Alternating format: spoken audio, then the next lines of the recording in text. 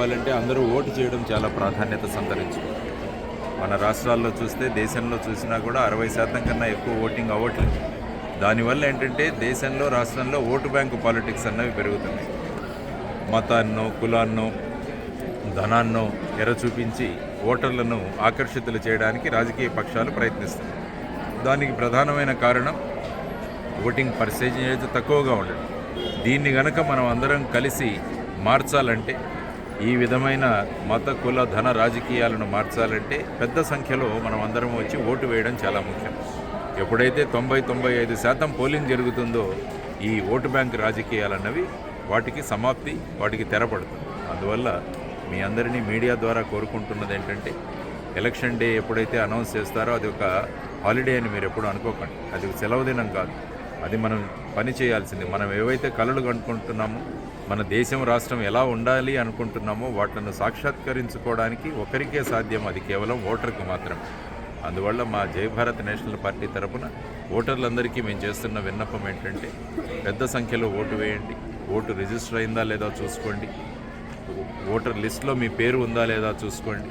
ఇవన్నీ చూసుకొని మీరు గనక ఓటు వేయగలిగితే బ్రహ్మాండమైన ఫలితాల్లో మనం సాధించవచ్చు. కొత్త రాజకీయ వ్యక్తులను మనం చూడవచ్చు. కొత్త వ్యక్తులు మన లీడర్లుగా మనం చూడవచ్చు. లేకుంటే వీళ్ళే 4.5 సంవత్సరాలకు పైబడి బాగానే ఉంటారు పార్టీలో. సడన్గా నేత యొక్క సిద్ధాంతాలు మాకు నచ్చలేదని వేరే పార్టీకి మారిపోతాయి. అంటే ఇవే ముఖాలు, ఇవే లీడర్లు తిరుగుతూనే ఉన్నారు మన రాష్ట్ర చరిత్రలో, దేశ చరిత్రలో. యువతరం రావాలి రాజకీయాల్లోకి, యువ నాయకత్వం రావాలి. వీటన్నిటి కోసం మేము జై భారత్ నేషనల్ పార్టీ అని ఒక కొత్త పార్టీని ప్రజల ముందుకు తీసుకొచ్చాం.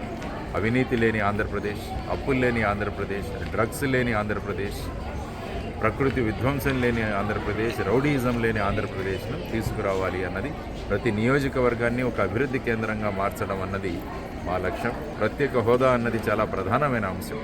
ఇప్పుడు ఉన్న 2 పార్టీలు కూడా ప్రత్యేక హోదా తీసుకురావడంలో వాళ్ళు విఫలమయ్యారు. 2 పార్టీలను నిలదీయండి. 10 సంవత్సరాలు అయింది రాష్ట్రంలో. మీరందరూ కూడా ఘనంగా ఈ రాష్ట్రాన్ని 10 లక్షల నుంచి 11 లక్షల కోట్లకు అప్పులుగా చేసి పెట్టారు. మా భవిష్యత్తు ఏంటని ఓటర్లు అడగాలి. మా పిల్లల యొక్క ఉద్యోగాలు ఎక్కడా అని మీరు అడగాలి. అలా అడిగి నిలదీయండి. ప్రత్యేక హోదా ఎందుకు తీసుకురాలేదని ఆ పార్టీలను అడగండి.